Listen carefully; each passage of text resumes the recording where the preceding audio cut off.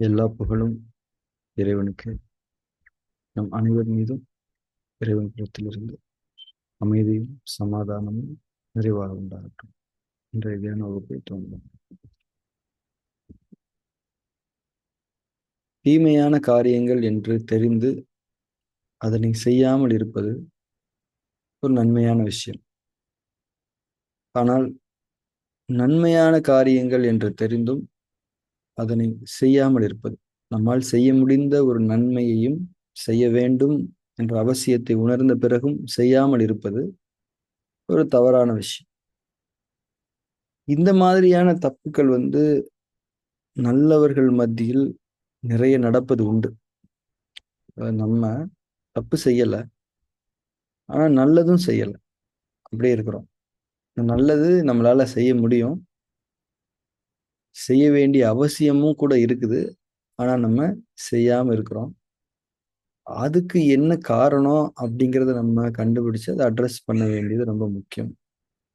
ஏற்கனவே நம்ம பார்த்துருக்கோம், எல்லா விதமான தவறான விஷயங்களுக்கும் காரணம் நம்ம மனசுல இருக்கக்கூடிய கெட்ட பதிவுகள் அப்படின்னு நம்ம பார்த்துருக்கோம். ஒரு சின்ன உதாரணம் மூலம் விளங்கிக்கலாம். இப்போ ஒரு குழந்தை இருக்குது. இந்த குழந்தைய பார்த்தோன்னே நீங்க சிரிப்பீங்களா இல்லையா?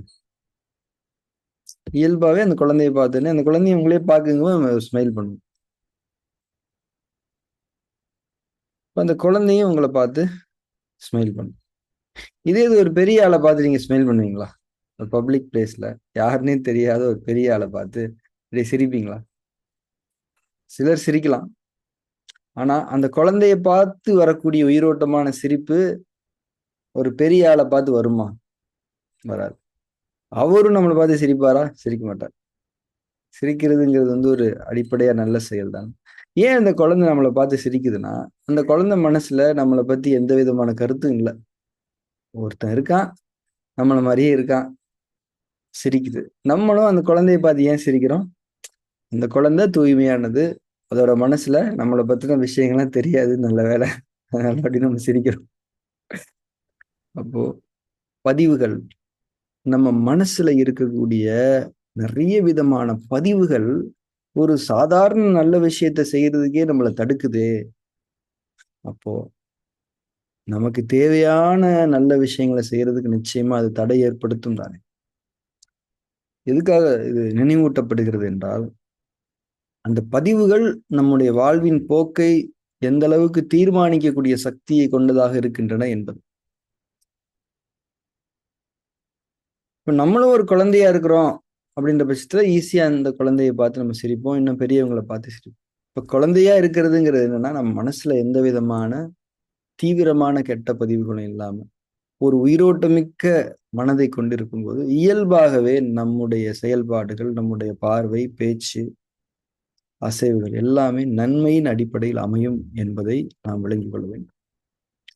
அதுவும் இன்றைக்கு நம்முடைய நவீன வாழ்வியல்ல ஏகப்பட்ட இன்புட்ஸ்க்கு கணக்கே கிடையாது. முக்கியமா சினிமாவை பத்தி, நடிகர்களை பத்தி, நடிகைகளை பத்தி, விளையாட்டுகளை பத்தி ஏகப்பட்ட இன்புட்ஸ். அரசியலை பத்தி வரக்கூடிய இன்புட்ஸ் அதை கூட ஒரு கணக்குல சேர்த்துடலாம். ஏன்னா நம்ம நாட்டுல என்ன நடக்குது, என்ன மாதிரியான கவர்னன்ஸ் நடக்குது, இதெல்லாம் நம்ம தெரிஞ்சுக்கணும் தான். ஸோ அரசியலை பத்தின இன்புட்ஸ் ஒரு அளவு வரைக்கும் நமக்கு தேவைதான். ஆனா இந்த சினிமா, பொழுதுபோக்கு இதை பத்தின இன்புட்ஸ் இன்னைக்கு எக்கச்சக்கமா இருக்குது, எக்கச்சக்கமா இருக்கு. எங்கே திரும்பினாலும் அதுதான். அப்போ இந்த மாதிரியான இன்புட்ஸ்ல இருந்து நம்மளை விளக்குறதுக்கான செயல்முறைகளை செய்யறதுக்கே நம்ம மனசு தகுதியாகும். இருக்கிறத கிளீன் பண்றது முக்கியம். இருக்கிறத கிளீன் பண்றது எவ்வளவு முக்கியம்னா, தேவையில்லாத உள்ள வராம தடுக்கிறதுக்கு இது ரொம்ப முக்கியம். இந்த ஒரு வழிமுறை தான் தியானத்தினுடைய பேசிக் பர்பஸா இருக்குது. இதை நம்ம செய்யணும், இதை செஞ்சாதான் அடுத்த ஸ்டெப்புக்கே போக முடியும் அப்படின்ற ஒரு தன்மை இருக்கிறது. இந்த ஃபார்ம் 3யோட இம்பார்ட்டன்ஸ் நம்ம பல இடங்கள்ல பல பெர்ஸ்பெக்டிவ்ல தொடர்ந்து புரிந்து கொண்டே வருகிறோம். தொடர்ச்சியாக அது நம்முடைய பிராக்டிஸ்ல இருக்கணும். கொஞ்ச நாளுக்கு அப்புறம் இயல்பாகவே நமக்கு எந்த விதமான இன்புட்ஸ் மேலையுமே அதாவது தேவையில்லாத இன்புட்ஸ் மேல உணர்வாகவே ஒரு பிடிப்பு இருக்காது. இன்னும் அடுத்த நிலை வந்து அந்த மாதிரி இன்புட்ஸ் நம்ம கிட்டயே அட்ராக்ட் ஆகாது.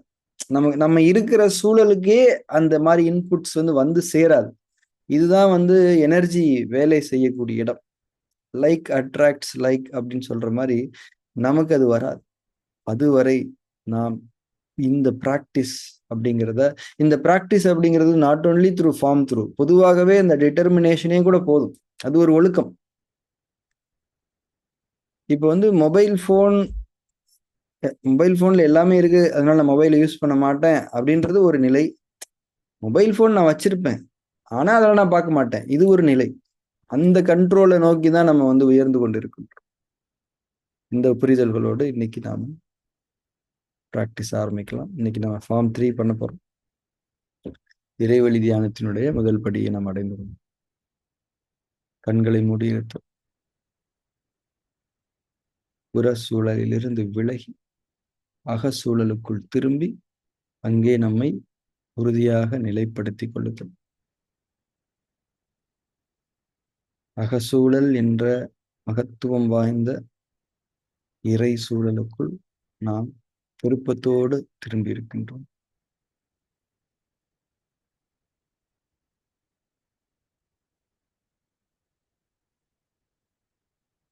கண்கள் மூடப்பட்டிருப்பதன் மீது கவனம்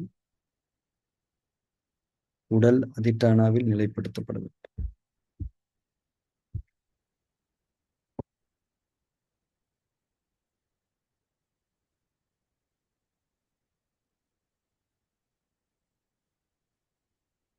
இறுக்கங்கள் ஏதும் இல்லாத முற்றிலும் தளர்வான அசைவற்ற ஒரு நிலையில் உடலை நிலைப்படுத்திக் கொள்வோம்.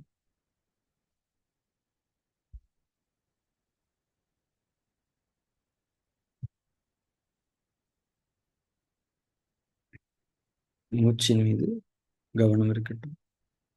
இயல்பான மூச்சோட்டம், உள்மூச்சும் வெளிமூச்சும் அதனுடைய இயல்பான தன்மையில் நிகழ வேண்டும்.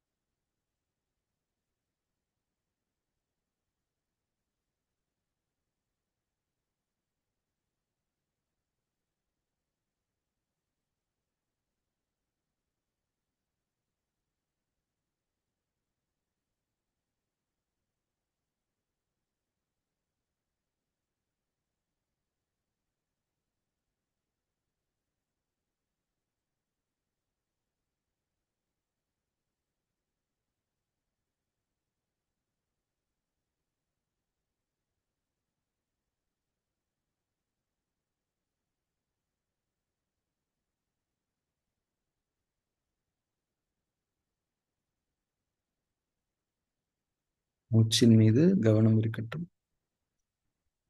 கவனத்தோடு உணர்வு இருக்க வேண்டியது மிகவும் முக்கியம் என்பதை நாம் புரிந்து கொண்டிருக்கின்றோம். இறைவன் புறத்திலிருந்து மூச்சு எனும் உயிர் நமக்கு கொடுக்கப்பட்டு கொண்டிருக்கிறது, நாம் பெற்று கொண்டிருக்கின்றோம். நம்முடைய உயிர் வாழ்வின் அடிப்படை இதுதான். மூச்சின் மீதான கவனத்தோடு இந்த உணர்வை நாம் மேற்கொள்ள வேண்டும்.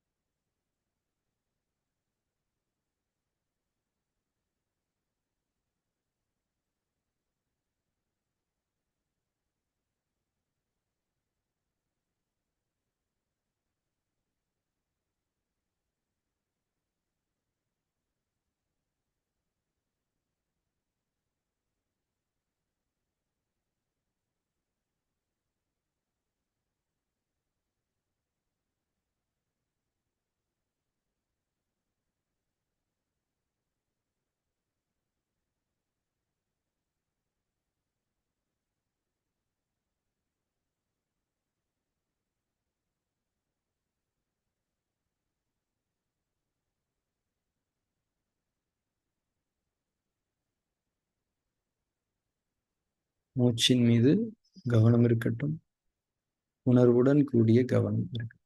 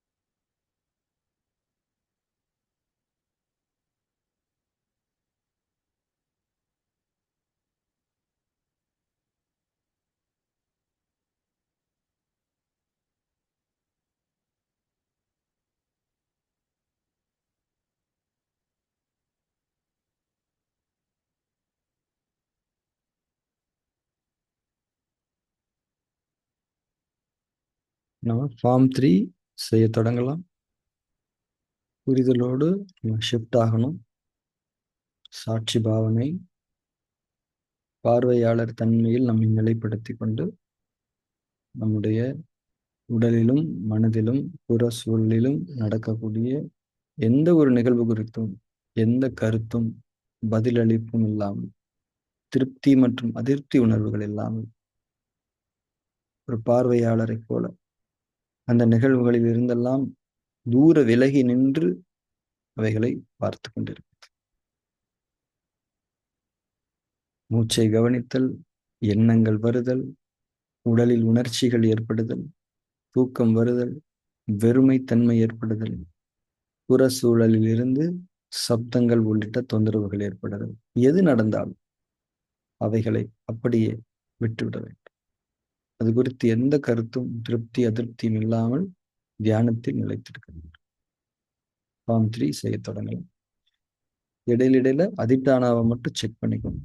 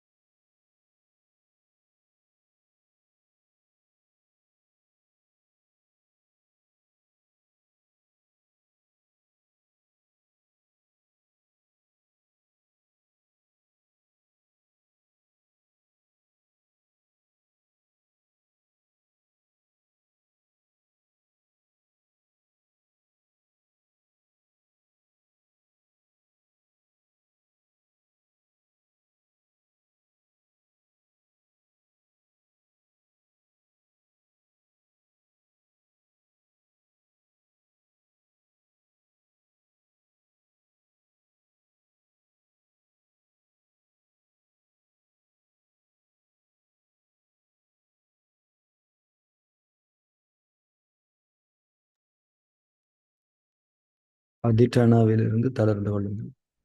தியானத்தில் தொடர்ந்து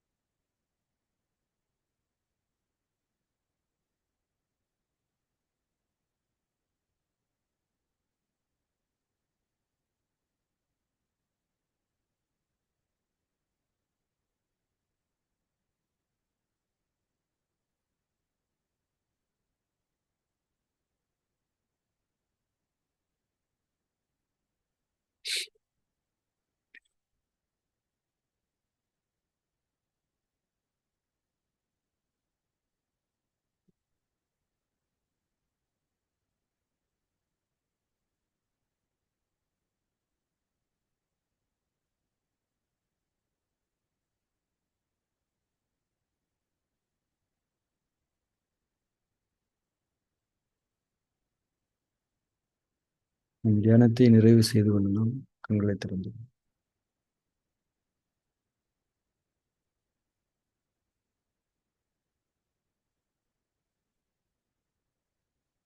ஃபார்ம் 3 பொறுத்த வரைக்கும் அது நம்ம செஞ்ச அனுபவம் இருக்காது. ஏன்னா இது நம்மால செய்யப்படலை. அது நிகழ்வதற்கான சூழலாக மட்டும் நாம் இருக்கின்றோம். சூழலை மட்டும் ஏற்படுத்தி கொண்டு இருக்கின்றோம். இதனுடைய விளைவுகள் என்பது நம்முடைய வாழ்க்கை அனுபவமாக இருக்கும். பதிவுகளின் மீதான இந்த ஈர்ப்பு என்பது, முக்கியமாக வீணான பதிவுகளின் மீதான ஈர்ப்பு என்பது குறைந்து கொண்டு வருவதை, இல்லாமல் போவதை உணர்வதன் மூலம்தான் இந்த ஃபார்ம் 3ல நம்ம எந்த அளவுக்கு டிராவல் பண்ணியிருக்கோம் அப்படிங்கிறது புரியும். இப்போ ஒரு படம் வருது, அந்த படத்தை பார்க்கணும் அப்படின்னு ஒரு விருப்பம் உங்களுக்கு இருக்குன்னா, நிச்சயமா ஃபார்ம் 3ல இன்னும் கொஞ்சம் போக வேண்டியது இருந்துச்சு. வந்தா என்ன, வராட்டி என்னப்பா, எனக்கு அதில் விருப்பம் இல்லை. அதை வச்சுதான் நாம இதுல எவ்வளவு வந்திருக்கோம் அப்படிங்கிறதுல ஒரு கணக்கு எடுக்க முடியும். இன்னொரு விஷயம் என்னன்னா, இப்போ நமக்கு தேவையான ஒரு நன்மையான விஷயம் இருக்குது, அதை எடுத்துக்கிறதுக்கு நாம காட்டக்கூடிய முனைப்பு, வேகம், அந்த இன்வால்மெண்ட், அந்த டெடிகேஷன், அதை வச்சும் நம்ம தெரிஞ்சுக்கலாம் நம்ம எந்த அளவுக்கு கிளென்ஸ் ஆயிருக்கோம். தேவையான விஷயங்களின் மீது, அவசியமான விஷயங்களின் மீது நம்முடைய நாட்டம் எந்த அளவுக்கு தீவிரமாக இருக்கிறது என்பதை வைத்தும் நாம் எவ்வளவு தூரம் வந்திருக்கோம் அப்படிங்கிறது தெரிஞ்சுக்கலாம். இது சினிமா இது மட்டும் கிடையாது, எல்லாத்துலேயுமே உணவுலையும் இதை முக்கியமா நம்ம அறிந்து கொள்ளலாம். ஏன்னா உணவின் மீதான ஈர்ப்புமே பதிவுகளின் அடிப்படையில் வெளிப்படக்கூடிய ஒன்று. இது உடல் சார்ந்த ஒரு பதிவு.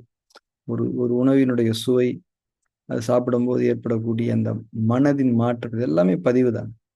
அப்போ எது மேலையுமே நமக்கு கிரேவிங் இருக்காது. எந்த பொருளை சார்ந்தும் நாம் இருக்க மாட்டோம். எந்த மனிதரை சார்ந்தும் இருக்க மாட்டோம். இருந்தா நல்லது, இல்லையா ரொம்ப நல்லது, இந்த மைண்ட் செட்டுக்கு நம்ம போவோம்.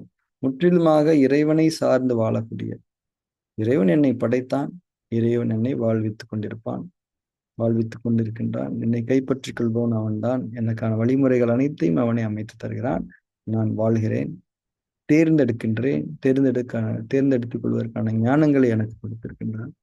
இந்த அடிப்படையில் நம்மளுடைய லைஃப் போய்கிட்டே இருக்கும். இதுதான் உண்மையான தூய்மையான ஆன்மீக வாழ்வியல். நம்முடைய வாழ்வின் அர்த்தம் என்பது இந்த மாதிரியான வாழ்வியல் தன்மைகள் தான் கூடுகிறது, உயர்கிறது என்பதை உணர்ந்துள்ளோம்.